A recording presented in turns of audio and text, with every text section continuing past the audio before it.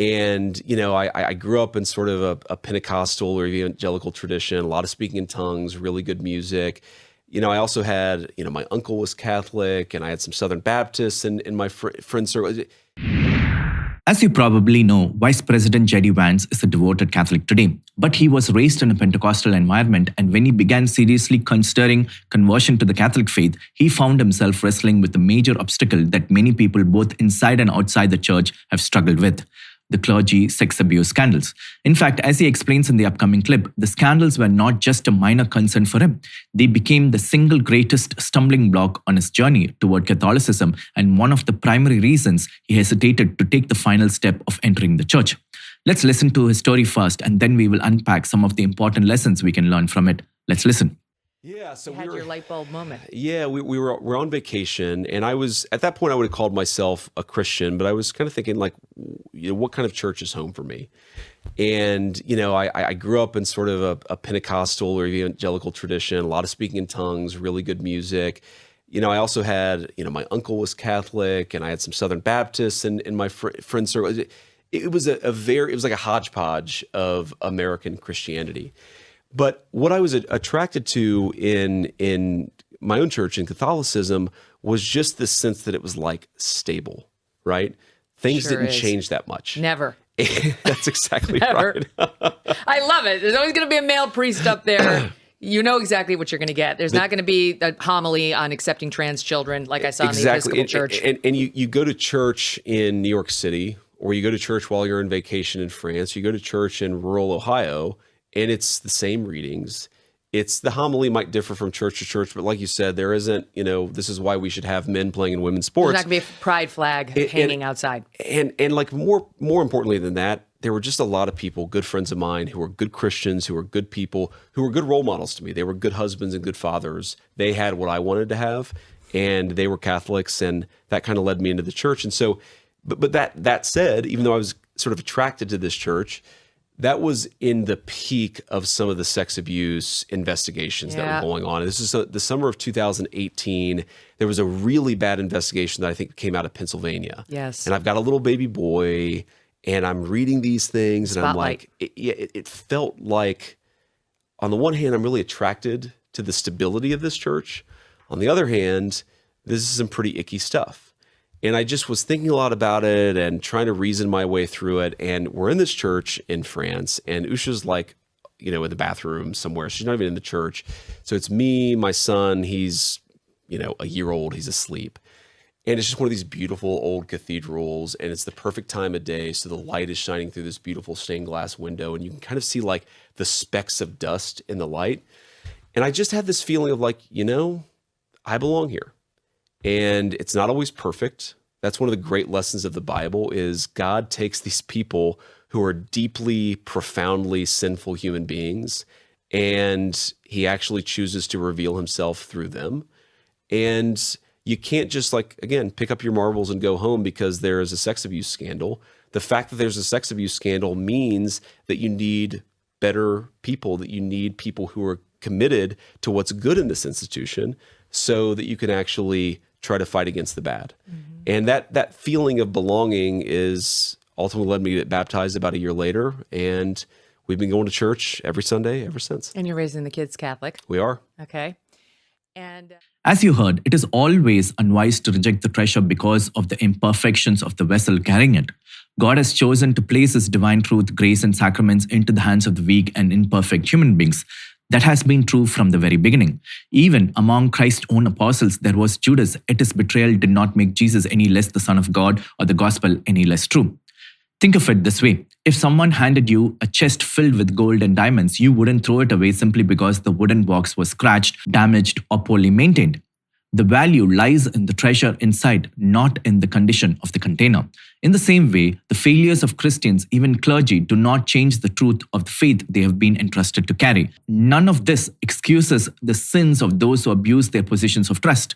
Their actions were evil and caused immense harm. But the real question is whether it is worth walking away from the church Christ founded because of the failures of some of his members. The next clip, Bishop Barron explains this point in greater detail and shows why the failures of Christians should never cause us to lose sight of Christ himself. Let's listen. because we got to treasure an earthen vessel. So I use the Pauline image there as my master metaphor.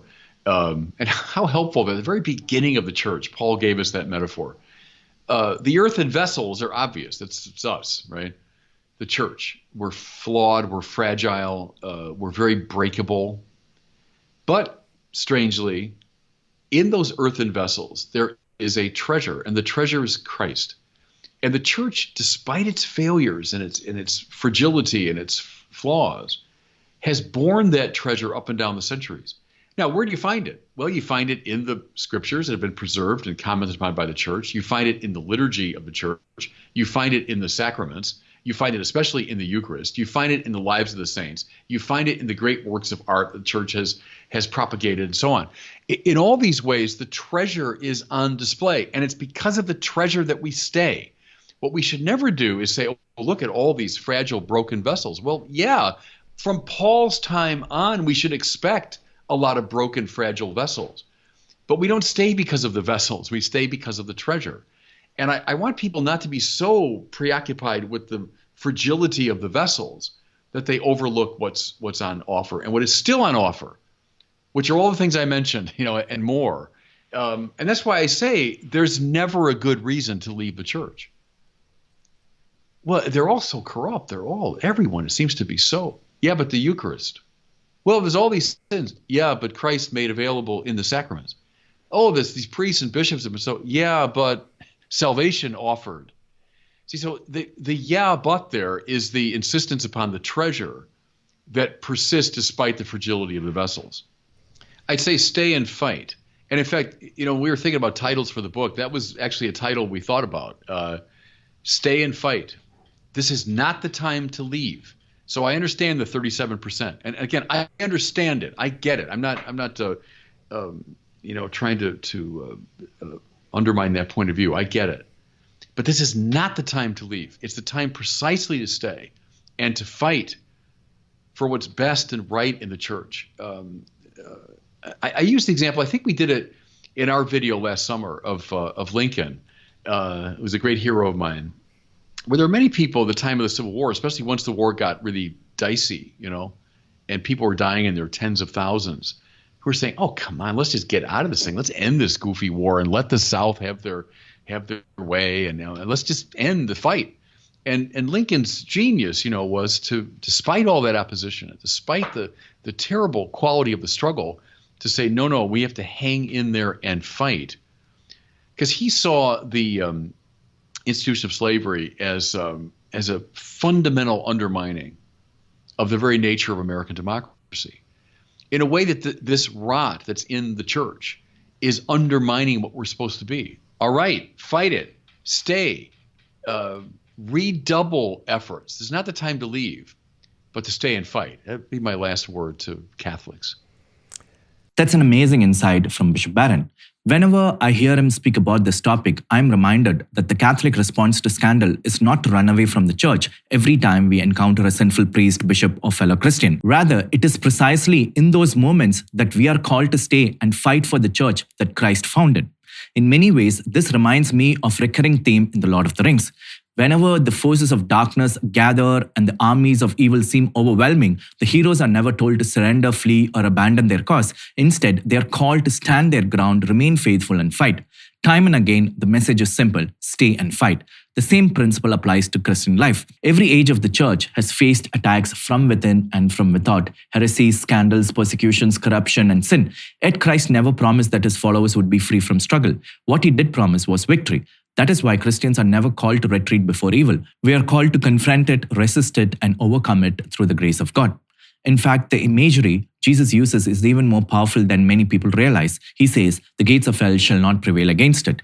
Gates are defensive structures. They do not attack. In other words, it is not the church cowering behind its walls while hell advances. It is the church that is on the march. It is the church that is advancing against the kingdom of darkness. And Christ gives us the confidence that no matter how fierce the battle becomes, the gates of hell will not be able to withstand the assault of the gospel. So when scandals arise, our response should not be despair or abandonment. Our response should be repentance, reform, courage, and renewed commitment.